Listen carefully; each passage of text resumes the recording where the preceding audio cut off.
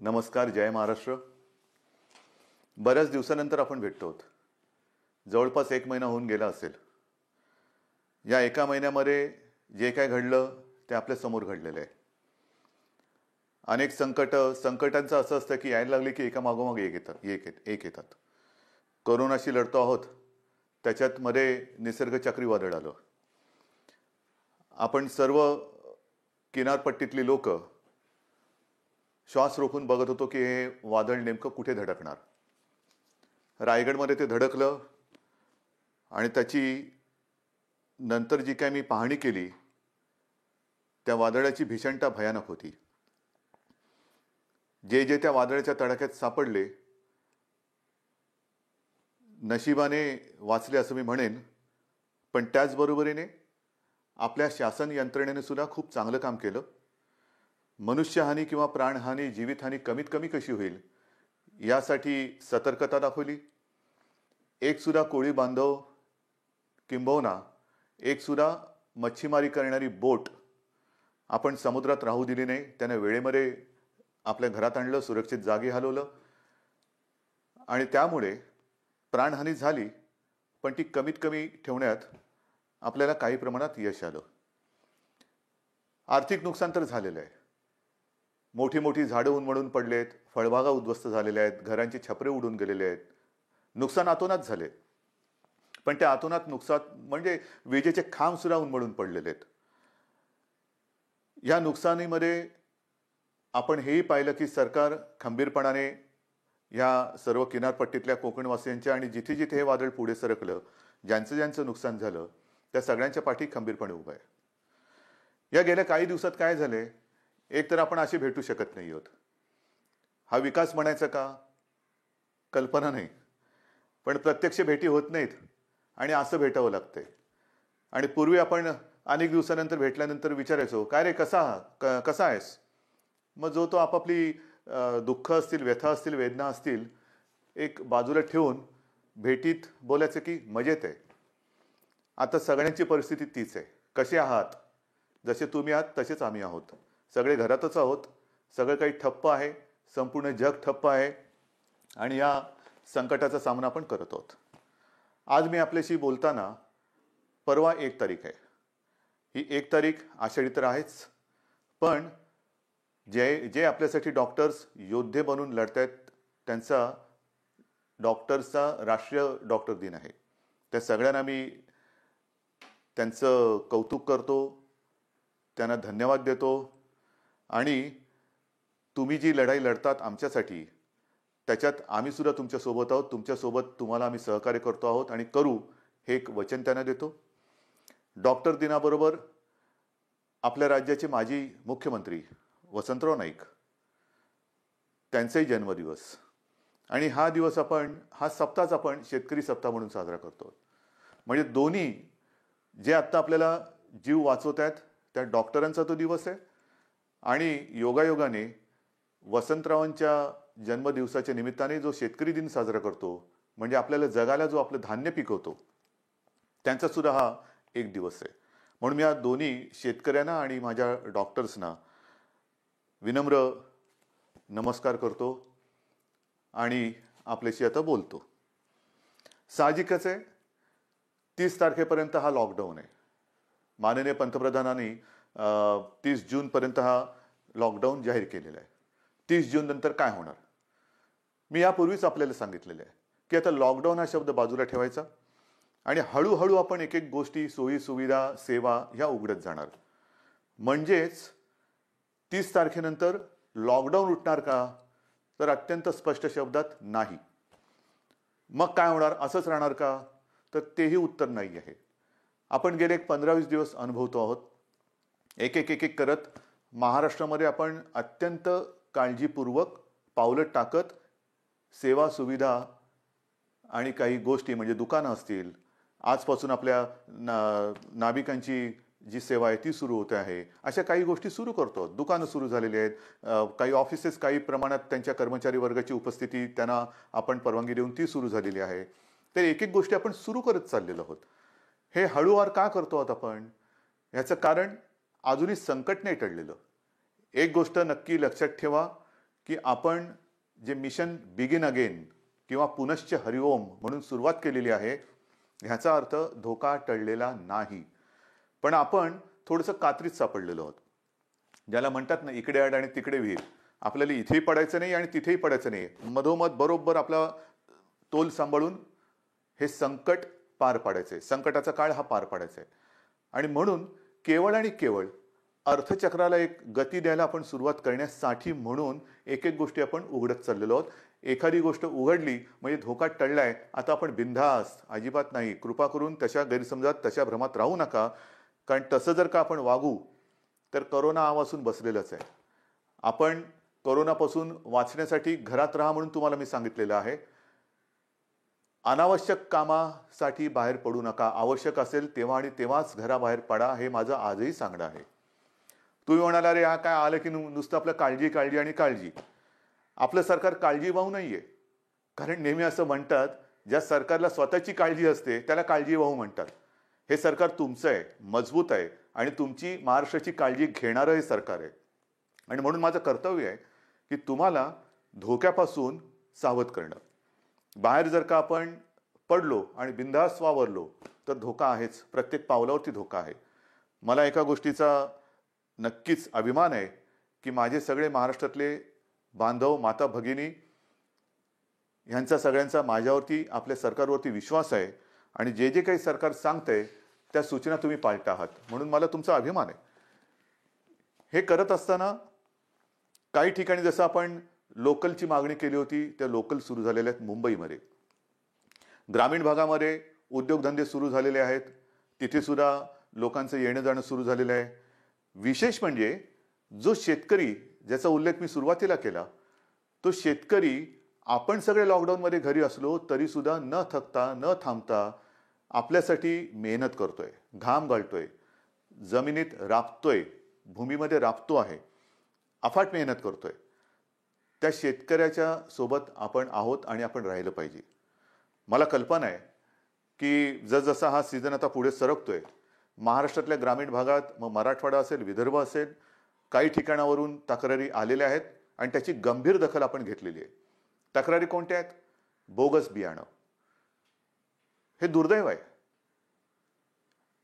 हे दुर्दैव आहे. ह्याचं कारण शेतकरी हा, एकतर शेतकऱ्याची अवस्था सगळ्यांचीच सारखी झालेली आहे, रोजगारच नाहीये. तरी देखील मागचा पुढचा विचार न करता हा शेतकरी आपल्यासाठी मातीत राबतोय, हे आपल्याला सर्वांनाच माहिती आहे. मरमर मरून, राब राब राबून, अफाट कष्ट करून जे बियाणं त्यांनी पेरलं ते बियाणं उगवलंच नाही. मग काय करायचं? दुबार पेरणीचं संकट आलं, आणायचे कुठून पैसे? एक तर असंही कर्जाचं ओझं जे आपण बऱ्याचशा प्रमाणात उतरवलेलं आहे आणि जे राहिलेलं आहे, जो शेतकरी माझा या कर्जमुक्तीच्या योजनेमधून काही कारणासाठी, म्हणजे जसं मी मागे सांगितलं तुम्हाला की 2 टप्प्यात जे आपण करणार होतो कर्जमुक्ती, त्याच्यातला काही भाग, काही लाख शेतकरी हे नेमकं तिथल्या स्थानिक निवडणुका आल्या, आचारसंहिता सुरू झाली म्हणून ही कर्जमुक्ती तिथली थांबली. त्याच्यानंतर करोनाचं संकट आलं म्हणून ही कर्जमुक्ती थांबली. पण आता आपण ठरवलेलं आहे की लवकरात लवकर हा उरलेला सुद्धा शेतकरी आहे त्याला देखील कर्जमुक्त करायचं. मग हे असं सगळं करून पैसा जमवून तो आपल्यासाठी बियाणं विकत घेतो, पेरतो आणि राबतो आणि बियाणंच उगवलं नाही. पण मी माझ्या शेतकरी दादांना सांगू इच्छितो की तुम्ही काळजी करू नका, हे सरकार तुमचं आहे.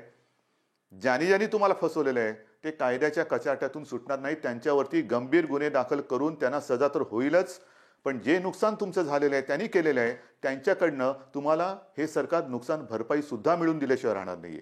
काळजी करू नका. हे सरकार म्हणजे असं बेवारशाचा कारभार नाहीये, कोणी यावं आणि माझ्या महाराष्ट्रातल्या जनतेला फसवून जावं, अजिबात नाही चालणार. ज्यांनी ज्यांनी शेतकऱ्यांना फसवलेलं आहे त्यांना शिक्षाही होणार, त्यांना शिक्षाही करणार. आणि म्हणून मला असं वाटतं की एक संधपणा जो आपल्यामध्ये आहे तो फार महत्वाचा आहे. मला विशेष धन्यवाद आणखीन सर्व धर्मियांना द्यायचे आहेत, सर्व धर्मीय. मग त्याच्यामध्ये माझे हिंदू आलेच, मुस्लिमही आले, ख्रिश्चनही आले, शीख पंथी आले, सगळेच आले. ह्याचं कारण मी मागे आपल्याशी बोललो होतो. साधारणतः शिमगा म्हणजे होळी झाली, शिमगा झाला आणि कोरोनाची बोंबाबोंब सुरू झाली, ती अजूनही कायम आहे. सगळ्यांनी, मग तो ईद असेल, मग आपली रामनवमी असेल, आता तर मुख्य म्हणजे आषाढीची वारी, आषाढी एकादशी आता परवा आहे, मी चाललोय. पण सगळ्यांनी आपल्याला एक सामाजिक भान ठेवून हे उत्सव अत्यंत शिस्तबद्ध पद्धतीने जसं सरकार सांगते तशा पद्धतीने ते, आता साजरा हा शब्द विचित्र आहे, पण घरातल्या घरात का होईना साजरा करतात. सगळ्यांनाच धन्यवाद दिले पाहिजेत. आपल्या परंपरा आहेत. आषाढी एकादशीची परंपरा, वारीची परंपरा ही किमान 700-800 वर्षापूर्वीपासूनची आहे. आणि आपल्याशी मी आज बोलताना 2020 साल सुरू आहे. मला 2010चं साल आठवलं. 2010 साली मी पांडुरंगाचं दर्शन घेतलं. कसं घेतलं आपल्याला माहिती आहे. मी ह्या संपूर्ण वारीचा पाठपुरावा केला, पण मी वारीत प्रत्यक्ष सहभागी न होता हेलिकॉप्टरमधून सहभागी झालो आणि एरियल फोटोग्राफी केली. त्याचं पुस्तक सुद्धा मी आपल्या चरणी तुम्हाला मी सगळ्यांना अर्पण केलेलं आहे. पाहावा विठ्ठल. मी विठ्ठल पाहिला, नक्की पाहिला. मंदिरात जाऊन नाही पाहिला कारण मी हेलिकॉप्टरमध्ये होतो, पण अथांग पसरलेल्या त्या वारकऱ्यांमध्ये मला ते विठ्ठलाचं विश्वरूप दिसलं. माझ्यासारखा भाग्यवान मीच असेन.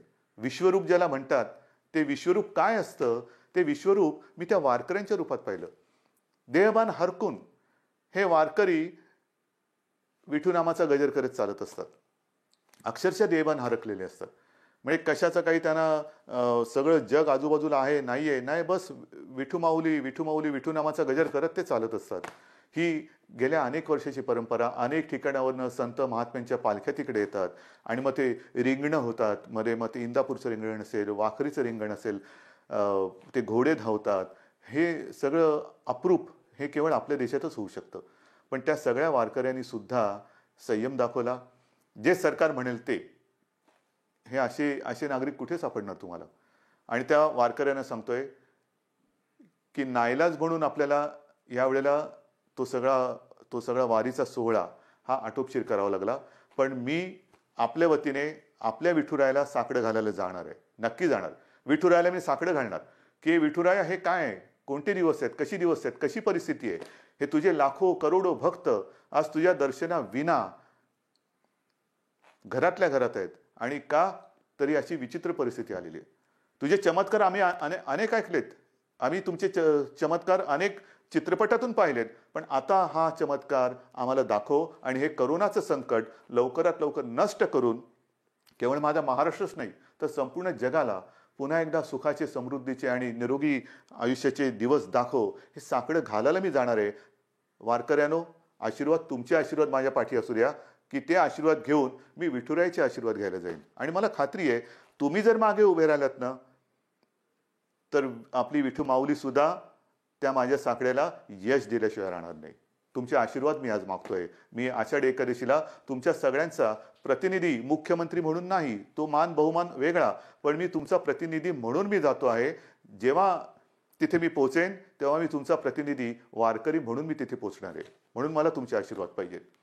आषाढीची ही उद्याची आषाढी, परवाची आषाढी एकादशी येते. त्याच्यानंतर दहीहंडी येते. दहीहंडीच्या मंडळानं सुद्धा मला खास धन्यवाद द्यायचे. कोणीही माझ्याशी बोलायला आलं नाही, कोणी कोणाशी चर्चा केली नाही, पण एक सामाजिक भान ठेवून त्यांनी स्वतःहून दहीहंडीचा उत्सव हा रद्द केला. ह्यालाच म्हणतात एक सामाजिक जाणीव, सामाजिक भान. शेवटी उत्सव म्हणजे काय, कोणासाठी उत्सव, आनंदासाठी असेल. पण जर हे संकट चहूबाजूनी आपल्याला वेढून टाकत असेल तरी देखील आम्ही उत्सव साजरे करतोय, हे असा आंधळेपणा नाही उपयोगाचा. मग दहीहंडी झाल्यानंतर मी काल परवाकडेच गणपती उत्सवाबद्दल एक आपल्याला विनंती केलेली आहे. कारण जसं वारीची परंपरा आहे, दहीहंडी आपल्याकडे साजरा होतोय, मग गणपती बाप्पा येणार, मग नवरात्री येणार, मग दिवाळी येणार, त्याच्यामध्ये ईद येणार, मग आपल्या मुंबईमध्ये माउंट मेरीची यात्रा येणार. हे सगळे सणवार, हे सगळ्या धर्मियांचे हे आता येणार. पण त्याच्यामध्ये जर का आपण आपलं सामाजिक भान पाळलं नाही तर ज्या संकटाशी आपण लढतो आहोत त्या संकटाला आपण आपला दरवाजा उघडा करून देतो आहोत. म्हणून मी गणपती उत्सवात सगळ्यांना विनंती केलेली आहे. एक तर सर्व मंडळांची मी बैठक घेतली आणि त्यांना सुद्धा मला खास धन्यवाद द्यायचे आहेत की सर्व मंडळांनी एक सुरामध्ये सांगितलं की उद्धवजी, सरकार घेईल तो निर्णय आम्हाला मान्य आहे. तुम्हाला सुद्धा मी मनापासून नमस्कार करतोय. आणि गणरायाला सुद्धा हेच, जे विठुरायाच्या चरणी मी प्रार्थना करतोय, आपण जो निर्णय घेतलाय की यावेळेला एक सामाजिक भान ठेवून हा उत्सव साजरा करूया. मी सर्वांना विनंती केलेली आहे की जिथे जिथे सार्वजनिक गणेशोत्सव होतात, मुंबई, पुणे, सर्वत्र सर्वत्र राज्यभर होतात. मग काही काही मूर्त्या 15-15, 20-20 फूट असतात, 22 फूट, 23 फूट. नाही, आता ही परिस्थिती तशी नाहीये. सर्वांनी थोडा संयम ठेवा. आणि मूर्तीची उंची जास्तीत जास्त मी 4 फूट सांगितलेली आहे. का 4 फूट सांगितली? तर मूर्ती हलवताना सुद्धा जास्त लोक एकमेकाच्या जवळ येता कामा नयेत. विसर्जनाची सुद्धा आगमनाची मिरवणूक नाही, विसर्जनाची मिरवणूक नाही. मग गणेशोत्सव साजरा कसा करायचा? अजून थोडा अवधी आहे. आपण चर्चा करून त्याच्यातनं सुद्धा हा नेमका कसा करायचा त्याच्यावरती मार्ग काढू. कारण आपण परंपरा जपणारी माणसं आहोत. ज्या लोकमान्यांनी त्या काळात स्वातंत्र्यपूर्व काळामध्ये घरातला गणपती त्यांनी बाहेर आणला, कारण स्वराज्य त्याच्यासाठी लोक एकत्र आली पाहिजेत. म्हणजे त्यांनी सणांची चळवळ केली. आपण चळवळीचा वारसा घेऊन पुढे जायचं आहे. त्या चळवळीमध्ये सगळी लोक एकत्र आली, एकोपा वाढला. आता सुद्धा तो एकोपा कायम आहे. मग हा एकोपा चळवळीसाठी पुढे न्यायचा असेल तर आपण आपला महाराष्ट्र विघ्नहर्त्याचं आगमन होते, मग त्याचे आशीर्वाद घेऊन त्याच्या साक्षीने विघ्नमुक्त करू शकतो का, कोरोनामुक्त करू शकतो का, हे आपल्याला बघायला पाहिजे. आणि करू शकतो. जर का आपण ठरवलं तर आपण नक्की करू शकतो. आरोग्यविषयक जर का आपण शिबिरे घ्यायचं ठरवलं, मध्ये मी जसं आपल्याला सांगितलं की रक्ताचा तुटवडा आल्यानंतर रक्तपुरवठा किंवा रक्ताचा साठा कमी होता, तेव्हा मी 2 वेळा आवाहन केलं की रक्तदान करा. मी आवाहन करण्याचा अवकाश चहूबाजूने रक्तदाते पुढे आले आणि ती जी काय आपली टंचाई होती ती दूर झाली. रक्तदान करा म्हटलं तर रक्तदान केलं. कारण आपण गणपतीचे अंधभक्त नाहीत तर जागरूक भक्त आहोत. आणि त्याच्यासाठी मला असं वाटतं की आरोग्यविषयक काय खबरदारी घेता येईल, काय जागरूकता आणता येईल, काय करता येईल, या सगळ्या गोष्टी आपण हळूवार सांगत जाऊ. तूर्त मी आपल्याला मूर्तीची एक कल्पना दिलेली आहे. रक्तदानाबद्दल मी जेव्हा बोललो तेव्हा आणखीन एका विषयाबद्दल मला आपल्याशी बोलायला पाहिजे. आणि तो विषय आहे रक्तदानाशी निगडीत, तो म्हणजे प्लाझ्मा थेरपी. आपल्याला कल्पना आहे की साधारणतः मार्चपासून हे कोरोनाचं संकट आपल्यासमोर आल्यानंतर त्या संकटाशी आपण जे हातात शस्त्र मिळेल ते शस्त्र घेऊन लढतो आहोत. मग लॉकडाऊन असेल, लॉकडाऊन, ट्रॅकिंग ट्रेसिंग असेल तेही करतो आहोत, चाचण्या वाढवतो आहोत. चाचण्या वाढवल्यानंतर उपचार पद्धती. आणि मी नक्की सांगेन, अभिमानाने सांगेन की आपला महाराष्ट्र, आपली मुंबई, जे आपले डॉक्टर्स आहेत, जो आपला टास्क फोर्स आहे, उपचाराच्या बाबतीमध्ये जगाच्या बरोबरीने आपण चाललेलो आहोत. कुठेही एक सूतभर सुद्धा जगाच्या पाठी आपण नाही. चहूबाजूला आपली नजर आहे. कोणत्या देशात काय चाललंय, या देशात काय चाललंय, कोणते उपचार होत आहेत, कोणते औषधे होत आहेत. म्हणजे गेल्या आठवड्यामध्ये सहज मी बसलो असताना मला मेसेज आले. BBC मध्ये एक बातमी होती, ब्रेक थ्रू डेक्सामेथाझॉन हे नवीन औषध सापडलं. मी टास्क फोर्सच्या डॉक्टरना फोन केला. ते म्हणाले, उद्धवजी हे औषध आपण गेले 2 महिने आवश्यकतेनुसार वापरतोच आहोत. म्हणजे आपण हे औषध वापरतोच आहोत. मग प्लाझ्मा थेरपी सुद्धा आपण साधारणतः मार्च-एप्रिल पासून सुरू केलेली आहे. पण आज मला अभिमानाने एक गोष्ट सांगावीशी वाटते की सुरुवातीला आपल्याकडे 1-2 ठिकाणीच प्लाझ्मा थेरपी आपण वापरत होतो. आजपर्यंत साधारणतः असं धरा की 10 जणांवरती आपण उपचार केले असतील तर जवळपास 9 जण त्याच्यात बरे झालेत, 7 जण तर जवळपास बरे होऊन घरी पण गेलेले आहेत. म्हणजे प्लाझ्मा थेरपी सुद्धा उपयोगी पडते. आणि त्याच्यासाठी उद्याच एका गोष्टीचं आपण लोकार्पण करतो आहोत. जे करतो आहोत ते तळमळीने करतो आहोत, मनापासून करतो आहोत आणि आवश्यकतेपेक्षाही थोडे जास्त करण्याचा आपला प्रयत्न आहे. आणि उद्या आपण एक गोष्ट अशी करतोय की मी कदाचित शब्द वापरतोय, कदाचित देशातलं सगळ्यात मोठं प्लाझ्मा थेरपी देणारं आपलं राज्य ठरेल. प्लाझ्मा थेरपीचा वापर करणारं आपलं राज्य ठरेल. कारण आपण ही केंद्र वाढवतो आहोत. पहिल्यांदा 2 होती, त्याचा विस्तार आपण करतो आहोत.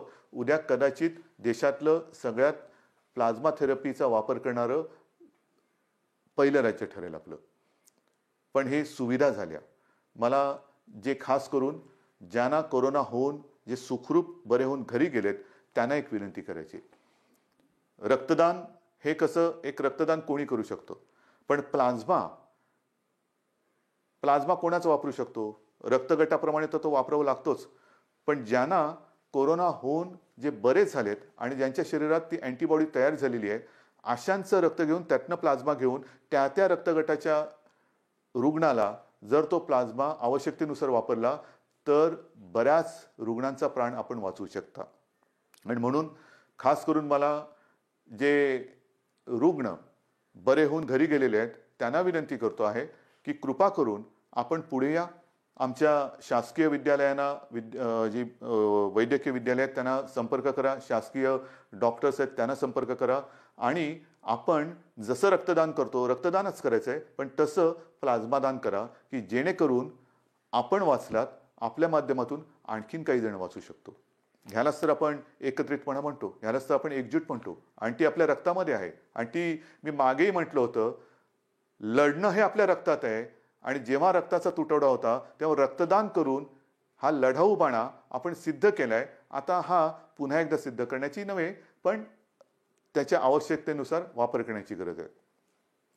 बांधवांनो आणि माता भगिनींनो, एक गोष्ट नक्की आहे की जसं मी औषधाच्या बाबतीत तुम्हाला सांगितलं की कोणत्याही औषधाच्या बाबतीत आपण पाठी नाहीये.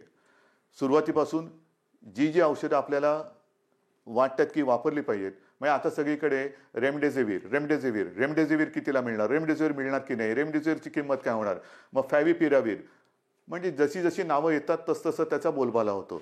पहिला होता तो एससीक्यू हायड्रॉक्सिक्लोरोक्विन, मग त्याचा एक हे झाला. ते आपण वापरतोय, आवश्यकतेनुसार वापरतोय. रेमडेसिवीर वापरतो आहोत, टॉझिलिझुमॅब वापरतो आहोत, आयव्हरमेक्टिन वापरतो आहोत, डॉक्सी वापरतो आहोत. तुम्ही नाव सांगा, ती सगळी औषधं आपण इकडे वापरतो आहोत. परंतु ही औषधं वापरायला साहजिकच आहे आपल्याला केंद्र सरकारच्या त्या आरोग्य विभागाची परवानगी लागते. आणि मला एक गोष्ट आपल्याला सांगायची, साधारणतः एप्रिल शेवट किंवा मे असेल, मेची सुरुवात किंवा पहिला मध्ये असेल, आपण ह्या औषधाच्या उपलब्धतेसाठी पाठपुरावा सुरू केला, रेमडेसिवीर आणि फॅव्हिपिरावीर, कारण तिथून परवानगी घ्यावी लागतील. मग त्याच्यानंतर एका रुग्णांच्या ग्रुपवरती त्याची टेस्ट घ्यावी लागते. ती यशस्वी झाल्यानंतर मग तिथून परवानगी मिळाल्यानंतर मोठ्या प्रमाणात आवश्यकतेनुसार त्याचा वापर करावा लागतो. आता गेल्या आठवड्यामध्ये ह्याची परवानगी आपल्याला मिळालेली आहे, रेमडेसिवीर आणि फॅव्हिपिरावीर. येत्या काही दिवसात याचा पुरेसा साठा हा आपल्याला उपलब्ध होईल. किमतीची पर्वा करू नका. शासकीय आणि निमशासकीय रुग्णालयामध्ये मी तर म्हणतोय की रेमडेसिवीर आणि ही औषधं आपण मोफत उपलब्ध करून देण्याच्या विचारामध्ये आहोत. पण पहिली गोष्ट ही उपलब्ध होत आहेत आता, म्हणजे कोणी काळजी करण्याचं कारण नाहीये. कसं मिळणार आता आहे, अजून एक थोडे दिवस आपल्याला त्याच्या साठ्याबद्दल किंवा उपलब्धतेबद्दल आपण प्रयत्न करून ती उपलब्ध करून देतो आहोत. पण एकदा का हा साठा आपल्याकडे किंवा ज्याला म्हणतो ना पुरवठा व्हायला लागला की त्याचा कुठे मी तुटवडा पडू देणार नाही, ही तुम्हाला मी खात्री देतोय. रुग्णांची संख्या वाढणार. तुम्ही म्हणणार वाढणार म्हणजे काय, नाही तसं नाहीये. ह्याला दोन गोष्टी आहेत. आपण अर्थचक्राला गती देण्यासाठी काही गोष्टी हळूहळू मिशन बिगिन अगेन म्हणून सुरुवात केलेली आहे. ये जा वाढली, भेटणं वाढलं, संपर्क वाढला आणि तो संपर्क वाढल्यानंतर साहजिकच आहे रुग्णांची संख्या ही सुद्धा वाढत चाललेली आहे. पण ही रुग्णांची संख्या वाढत असताना आपण टेस्टची संख्या सुद्धा वाढवतो आहोत आणि ती वाढवलेली आहे. म्हणून आता रुग्ण येण्याची वाट न बघता आपण व्हायरस पोचायच्या आत तिकडे पोहोचण्याचा प्रयत्न करतोय. चेस द व्हायरस ही एक नवीन संकल्पना मुंबईत सुरू केली, ती संपूर्ण राज्यभर आता आपण राबवत आहोत. Chase the virus. आणि त्याच्यासाठी रुग्णांची संख्या जरी वाढत असली तरी आपल्याकडे आरोग्य सुविधाही आपण वाढवत आहोत. औषधांची सुद्धा कुठेही टंचाई होणार नाही, औषधोपचार ते सुद्धा वाढवत आहोत. पण या निमित्ताने मला पुन्हा एकदा काही डॉक्टर्स जे आहेत, ज्येष्ठ डॉक्टर्स, मी समजू शकतो प्रत्येकाला जीवाची काळजी असतेच, पण काही ज्येष्ठ डॉक्टर्स जे 55-60च्या वरती आहेत पण अनुभव आहे त्यांना, 55-60च्या वरती आहेत आणि ज्याला आपण म्हणतो की हाय रिस्क, म्हणजे ह्या डॉक्टर्सना सुद्धा त्यांना सुद्धा सकाळ दुपार संध्याकाळ रात्र 24 तास ही रुग्णांची काळजी आहेच. तर त्यांना सुद्धा इतर काही व्याधी किंवा विकार आहेत, म्हणजे डायबिटीज असतील, किडनीचे विकार असतील, समजा दुसऱ्या काही आणखीन गोष्टी असतील, तर ते सुद्धा थोडेसे घाबरून हॉस्पिटलमध्ये जात नाहीयेत. मी त्यांना नम्रपणाने विनंती करतोय की आपण काळजी करू नका. एक काळ असाही होता की सगळीकडे पीपीई किट मिळत नाही, N95 मास्क मिळत नाही. आता या सगळ्याचा पुरवठा आपल्याकडे मुबलक आहे, साठा मुबलक आहे. काही काळजी करू नका. तुमच्या पाठी सरकार आहे. जे तुमच्या सुरक्षेसाठी आवश्यक आहे ती संपूर्ण खबरदारी घेण्याची तयारी सरकारची आहे. कारण आपण कोविड योद्धा म्हणायचं आणि त्याला बिना शस्त्रांनी पाठवायचं असं अजिबात होणार नाही. पण आज आपली गरज आहे, महाराष्ट्राला गरज आहे, आपल्या अनुभवाची गरज आहे. कारण अनेक ठिकाणी आपण ज्येष्ठ डॉक्टरांची एक अनुपस्थिती हे अनुभवतो आहोत. म्हणून मी सगळ्यांना विनंती करतोय की आपण जिथे जिथे असाल, हॉस्पिटलमधले असाल हॉस्पिटलमध्ये जा, खाजगी आपले दवाखाने क्लिनिक असतील कृपया सुरू करा. ज्या ज्या गोष्टीची आपल्याला उपकरणांची आवश्यकता असेल ती सरकारकडनं आपल्याला दिली जाईल. तुम्ही त्याच्यात अजिबात काळजी करू नका. तुम्हाला जे जे पाहिजे ते पुन्हा मिळेल, ते पूर्ण मिळेल. अशा पद्धतीने आपण एका बाजूला आरोग्य सुविधा वाढवत चाललेलो आहोत, एका बाजूला टेस्टची संख्या वाढवत चाललेलो आहोत, टेस्टची केंद्र वाढवत चाललो आहोत. आता तर काही अँटीबॉडी आणि अँटीजेन टेस्ट करण्याचे रॅपिड किट येत आहेत, तेही मोठ्या प्रमाणावरती आपण घेतो आहोत की ज्याचा एक प्राथमिक जो आपल्याला गाईड करू शकतो, मार्गदर्शक ठरू शकतो की कोणाला हा कोरोना होऊन गेला आहे का, त्याच्याबद्दल एक माहिती मिळते आणि साधारणतः निगेटिव्ह पॉझिटिव्ह ह्याच्याबद्दल एक गाईडलाईन मिळते आणि मग आपण त्या पद्धतीने त्याला वेगळं करून उपचार सुरू करू शकतो. तर ह्याही टेस्ट आपण करतो आहोत. याचं कारण असं की आता पावसाळा सुरू झालेला आहे. पावसाळा सुरू झाल्यानंतर नवीन अंकुर येतात, कोंब येतात, पालवी फुटते, हिरवगार होतं, सगळं हिरवे हिरवे गार गालीचे सगळीकडे पसरलेले दिसतात. फार सुखद असं दृश्य असतं. पावसाळा जसं एक नवीन जीवन घेऊन येतो तसंच प्रत्येक ऋतू हा त्याचे काही चांगले आणि काही विचित्र गोष्टी घेऊन येत असतो. पाऊस म्हटल्यानंतर ह्या 2-3 बैठका गेल्या काही दिवसात झालेल्या, त्याच्या आधी झालेलं जसं निसर्ग चक्रीवादळ आलं त्याच्या तयारीची बैठक, जास्त पाऊस पडणार आहे का, मग कुठल्या भागात पडणार आहे, पूर येऊ शकतो का, त्याची तयारीची बैठक. म्हणजे पाऊस आला, आनंद हा घेऊन येतो, नवजीवन घेऊन येतो, पण कुठेतरी नैसर्गिक आपत्ती घेऊन येतो.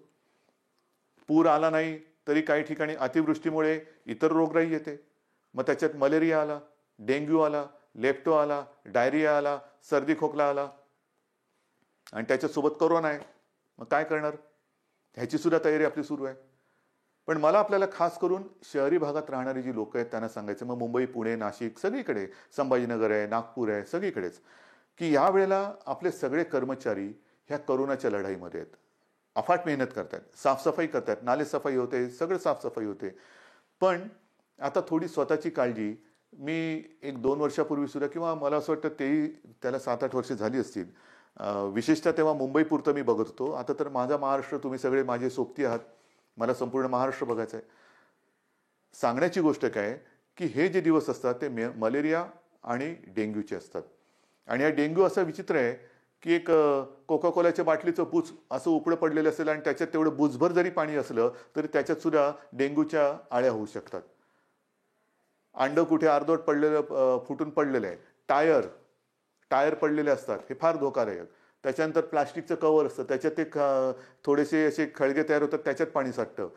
नारळाच्या त्या काय त्याला म्हणतात, कवट्या, त्याच्यात पाणी साठतं. झाडांच्या फांद्या तुटून ढोल्या तयार झाल्या असतात, त्याच्यात पाणी साठतं आणि त्याच्यात सुद्धा डेंग्यू होऊ शकतं. तर आपल्याला आपला परिसर स्वच्छ ठेवायचा आहे. कुठेही पाणी साठू देऊ नका. एअर कंडिशनच्या खाली, त्याच्यानंतर फ्लॉवर पॉटमध्ये, अनेक घरामध्ये फेंगशुई त्याच्यासाठी जे काही झाडं लावली जातात त्याच्यामध्ये पाणी असतं, त्याच्यात डेंग्यूच्या आळ्या होऊ शकतात. तर ह्या सगळ्या गोष्टींपासून आता आपल्याला खबरदारी घ्यायला पाहिजे. कारण एका मागोमाग एक संकटाची मालिका ही आपल्याला आता तोडायलाच पाहिजे. मी तुम्हाला ह्या सगळ्या काळज्या घ्यायला सांगतोय कारण एक आपुलकीने सांगतोय, प्रेमाने सांगतोय की काय करावं, काय करू नये. आज सुद्धा मी जेव्हा बघतोय की अनेक ठिकाणी, मुंबईत असो, शहरात असो, पुण्यात असो, ग्रामीण भागात असो, काही ठिकाणी अरे आता झालं सगळं. नाही, झालेलं काही नाहीये. भाजीवाले बसलेत, तिकडे सुद्धा गर्दी होते, तोंडावरती मास्क नाही, हात कुठेही लावतायत, चेहऱ्याला हात लागतायत. आपणहून कोविडला बळी पडू नका. ह्या ज्या प्राथमिक ज्या काही गोष्टी आहेत ना, ह्या जर का आपण पाळल्या, म्हणजे बाहेर फिरताना तोंडावरती मास्क लावणं, एकमेकांपासून अंतर ठेवणं. मी सुरुवातीला सांगितलं होतं की मॉर्निंग वॉकला आपण परवानगी दिलेली आहे, सकाळचा व्यायाम करायला परवानगी दिलेली आहे. तो आरोग्यासाठी दिलेली आहे, आरोग्य सुदृढ व्हावं म्हणून दिलेले आहे, आजाराला बळी पडण्यासाठी नाहीये. तर ह्या काही गोष्टी ह्या आपल्याला पाळाव्या लागतील. जशा काही गोष्टी आपण ओपन करत चाललेलो आहेत तशा ह्या केसेस वाढत आहेत आणि काही ठिकाणावरून माझ्याकडे विचारणा होते की आम्हाला ह्या भागामध्ये पुन्हा लॉकडाऊन करण्याची परवानगी द्या. लॉकडाऊन करायचं का? मी आपल्याला प्रश्न विचारतोय, करायचं लॉकडाऊन? कारण हे तुम्ही ठरवायचे. जर गरज नसताना बाहेर पडलात आणि गर्दी केली आणि केसेस वाढायला लागल्या तर पुन्हा ये रे माझ्या मागल्या. मग एक एक गोष्टी आपण पुढे पाऊल टाकताना पुन्हा मागे नाही यायचं आता. म्हणून लॉकडाऊन करायचं की नाही ह्याचा निर्णय आता मी तुमच्यावर सोपवतोय. जर मला असं वाटलं की गर्दी वाढते, केसेस वाढतायत, तर मी प्रशासनाला सांगितलेलं आहे की अशा ठिकाणी जर का आवश्यकता वाटली, शक्यतो नको पण आवश्यकता वाटली तर मग पहिल्यासारखा लॉकडाऊन करण्याची गरज तिकडे पडू शकते. कारण कोरोना हा व्हायरस वस्त्या, एक एक वस्ती, जसं काही ठिकाणी तो शिखरावरती पोचला, खाली आला, पण वस्ती बदलली. काही ठिकाणी जिकडे अजून प्रादुर्भाव नाहीये तिकडे सुद्धा गाफील राहून नाही चालणार. तर ह्या अशा काही काळज्या घेऊन आपल्याला ह्या पुढच्या काळाची वाटचाल करायची. दरम्यान मी तुम्हाला सांगितलं की शेतकऱ्यांसाठी सुद्धा कर्जमुक्तीची योजना जी थोडी काही भागात अपूर्ण राहिली ती आपण पूर्ण करतोय. बोगस बियाण्यामुळे फसले गेलेले शेतकरी त्यांच्या पाठीशी आपण उभे राहतो. आता 30 जूनला प्रधानमंत्री गरीब कल्याण योजना ह्याच्यामध्ये खास करून जे भगवं रेशन कार्ड ह्यांना अन्नधान्य देण्याची जी योजना आहे तिची मुदत संपते. बिना रेशन कार्ड म्हणजे ज्यांच्याकडे रेशन कार्ड नाही त्यांना अन्नधान्य देण्याची योजना संपते.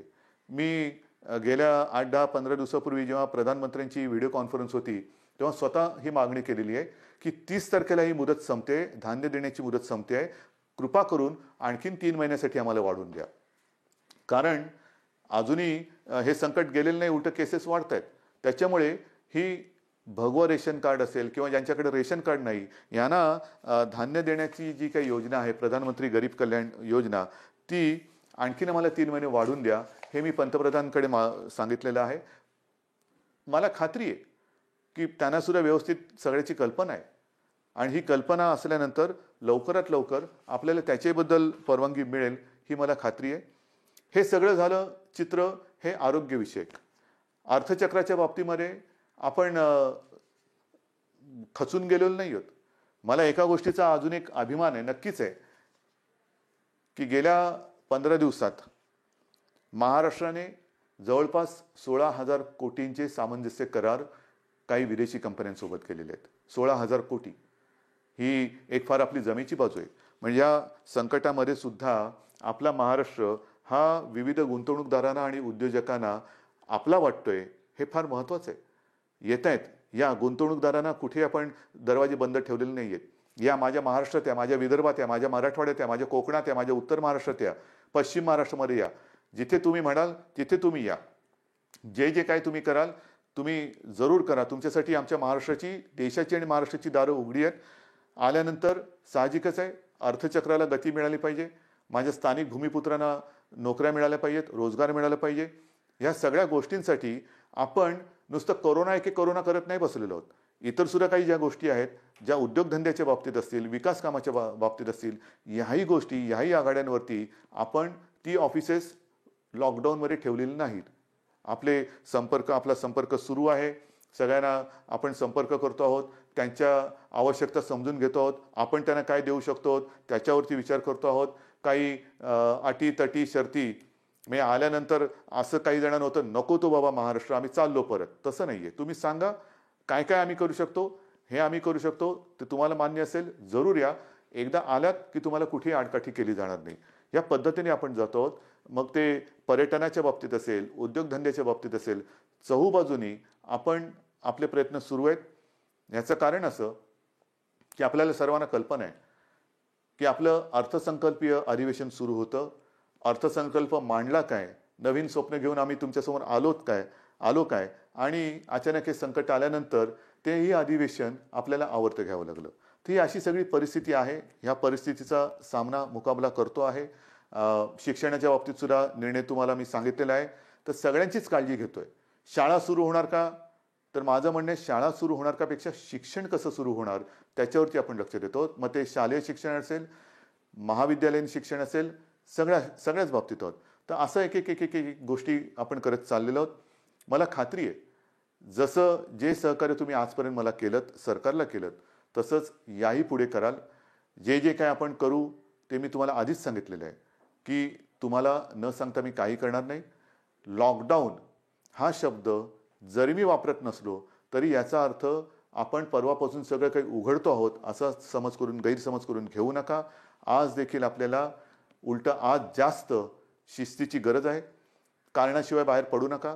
कारण आपण असं म्हणतो की ज्येष्ठ नागरिक म्हणजे घरातले आई वडील कोणी ज्येष्ठ सगळे आपले कुटुंबीय त्यांची काळजी घ्या, मुलांची काळजी घ्या आणि तरुणांनो बाहेर पडा. ह्याचा परिणाम असा होतोय की तरुण सुद्धा आता संक्रमित व्हायला लागलेले आहेत.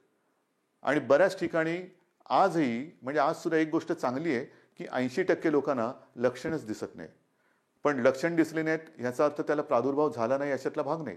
मग तो लक्षणं न दिसणारा तरुण घरात इतरांना त्याचा संपर्क झाला तर तो एक प्रादुर्भाव होऊ शकतो. म्हणून ह्या सगळ्या गोष्टी आपल्याला खूप काळजीपूर्वक करायच्या आहेत. बाहेर पडलात तोंडावरती मास्क पाहिजे, हात सतत धुत राहिलं पाहिजे, सॅनिटायझर वापरायला पाहिजे, साबणाने हात धुवायला पाहिजे. ह्या सगळ्या गोष्टी ह्या अजूनही आपल्याला काही काळ पाळाव्याच लागतील. कारण ह्या केवळ आणि केवळ आपल्या म्हणजे तुमच्या भल्यासाठी आणि आपल्या कुटुंबियांसाठी. आणि दुसरी गोष्ट अशी की मगाशी मी जे डॉक्टर्सना विनंती केली ती एवढ्यासाठी की ज्येष्ठ डॉक्टर्सना मी विनंती केली की आपण स्वतः जाणीवपूर्वक जातीने लक्ष द्या. कारण ही साथ विचित्र आहे. कारण तो रुग्ण त्याचे कुटुंबीय तुमच्या ताब्यात देत असतात. ते कुटुंबीय त्याला भेटू शकत नाहीत. पण केवळ आणि केवळ तुमच्या भरोश्यावरती घरातली प्रिय व्यक्ती ही तुमच्या ताब्यात ते सोपवत असतात. तर त्यांच्याकडे आपण आपुलकीने प्रेमाने लक्ष द्या. आपण आपल्या कुटुंबातला म्हणून त्यांच्याकडे बघा. एक ही जर का आपली जवळीक साधली गेली ना तर माझं मत आहे की करोना वगैरे असंच निघून जाईल. तर हा जो काही दुरावा थोडा राहिला असेल भीतीपोटी ती भीती तुम्ही सरकारवरती सोपवा. तुम्हाला काय उपकरणं पाहिजे ती सांगा, सरकार तुम्हाला देईन. पण आता ह्या अंतिम टप्प्यात आपल्याला हे युद्ध अर्धवट सोडून चालणार नाही. इथपर्यंत आपण लढत आलेलो आहोत. आता जर का आपण गाफील राहिलो तर मग पुढे आपण जाऊ शकत नाही. अजूनही संकट टळलेलं नाही, धोका टळलेला नाही. पण हा धोका पत्करून जे करता येणं शक्य असेल त्या गोष्टी आपण हळुवारपणाने उघडत चाललेलो आहोत. लॉकडाऊन पुन्हा करण्याची वेळ येऊ नये आणि त्याच्यासाठी आपलं सहकार्य जसं आजपर्यंत सरकारला मिळालं तसंच ते यापुढे सुद्धा मिळेल अशीच अपेक्षा आणि विश्वास व्यक्त करून मी आपली रजा घेतो. जय हिंद, जय महाराष्ट्र.